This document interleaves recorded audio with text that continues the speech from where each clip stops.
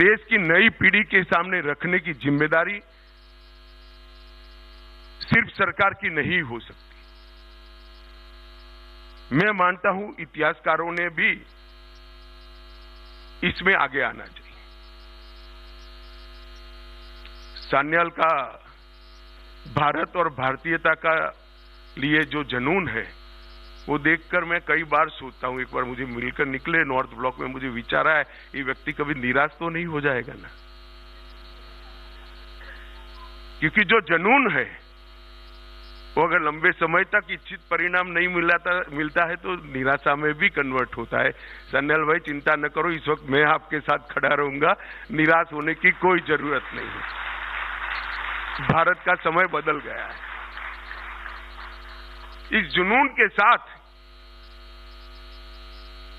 अर्थशास्त्री होने के बावजूद जो काम किया है वो सच अर्थ में अभिनंदन के अधिकारी है।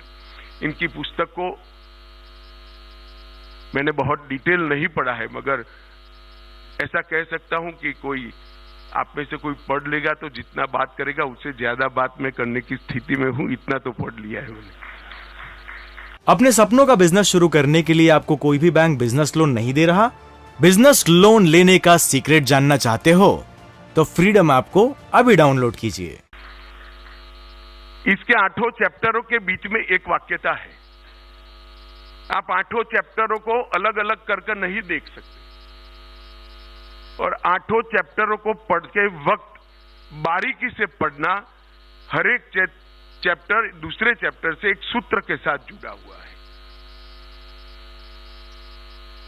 मैंने तो बंद कर दिया है अभी सार्वजनिक रूप से लिखना, वरना मैं इस पुस्तक की विवेचना करता तो बहुत अच्छी करता है, इसका मुझे विश्वास है। ये 8 चैप्टरों के अंदर सिर्फ क्रांतिकारियों का वर्णन नहीं है,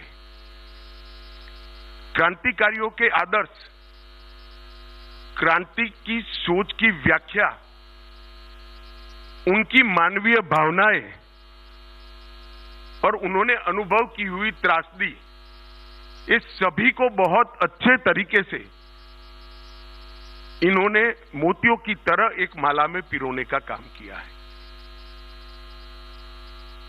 और इस पुस्तक की सबसे बड़ी सिद्धि ये है कि आज तक सशस्त्र क्रांति के इतिहास को छुटपुट व्यक्तिगत प्रयास बताया जाता था। ये पुस्तक पढ़ने के बाद आप सबके मन में स्पष्टता हो जाएगी, ये छुटपुट व्यक्तिगत प्रयास नहीं था, बहुत अच्छे तरीके से एक सोच के आधार पर किया गया सामूहिक प्रयास था, परंतु संख्या कम थी इसलिए छुटपुट दिखाई पड़ा। क्योंकि सशस्त्र क्रांति करने के लिए कोई भी बड़े से बड़ा डर जाएगा, अंततोगत्वा एक घटना के अंदर ही होगा। और जब घटना का पर्दाफाश होता था तो बाकी सारे लोगों का अदृश्य हो जाना रणनीति का हिस्सा था। परंतु बहुत बखूबी से इन्होंने इसको मोतियों को जैसे माला में परोते हैं, इसी तरह से समग्र क्रांति के विचार को एक धागे में मोतियों की तरफ पिरोने का काम किया है। दूसरे अध्याय में श्री अरविंद और वीर सावरकर इसके संबंध में लिखा है। ये दोनों ऐसे व्यक्ति हैं, एक ने सुस्पष्ट रूप से राष्ट्रवाद को जरा भी गालमेल करे बगैर व्याख्यायित करने का काम किया,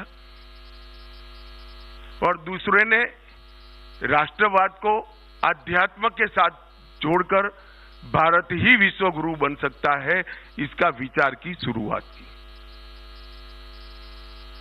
ये दोनों के बारे में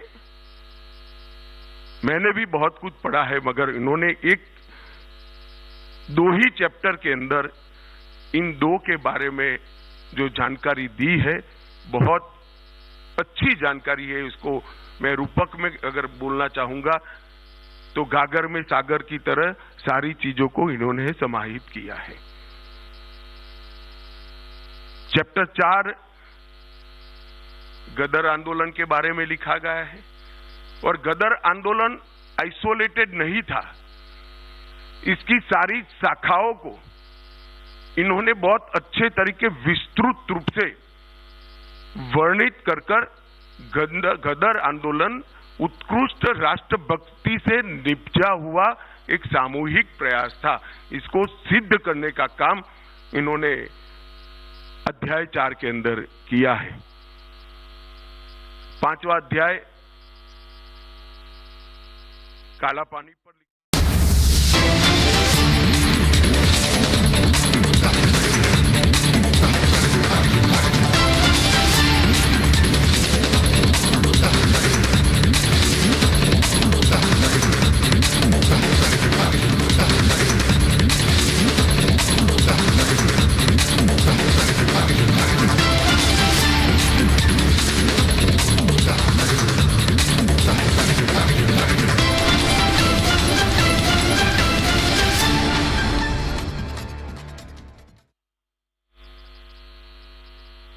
अनेक प्रकार के देश के अनेक हिस्सों से पकड़े गए स्वतंत्र सेनानी क्रांतिवीरों को एक ही जगह पे रखा गया और अगर सेल्यूलर जेल के अंदर जो क्रांतिवीरों की सूची है उसको भी आप देखोगे तो मालूम पड़ जाएगा आइसोलेटेड प्रयास नहीं था।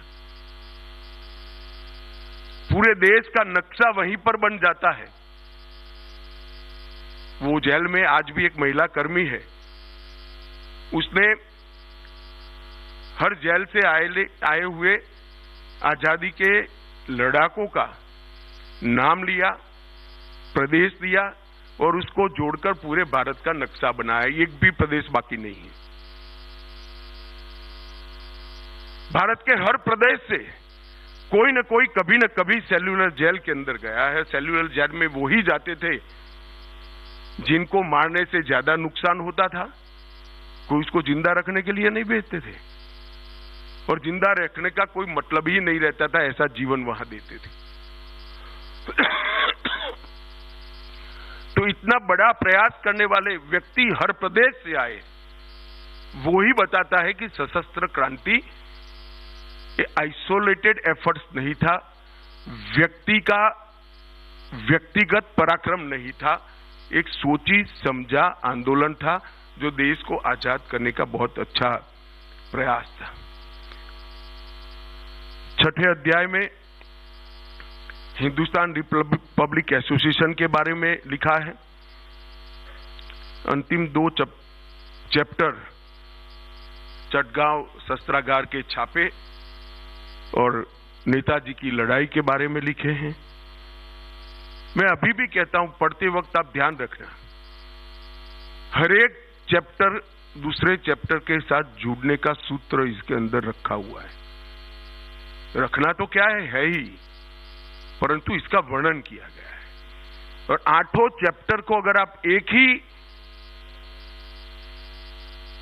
चैप्टर मानकर पढ़ते हो तभी आपको मालूम पड़ेगा कि सशस्त्र क्रांति की अवधारणा। तो ये आप सुन रहे थे देश के गृह मंत्री अमित शाह।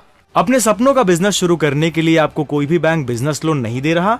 बिजनेस लोन लेने का सीक्रेट जानना चाहते हो तो फ्रीडम ऐप को अभी डाउनलोड कीजिए।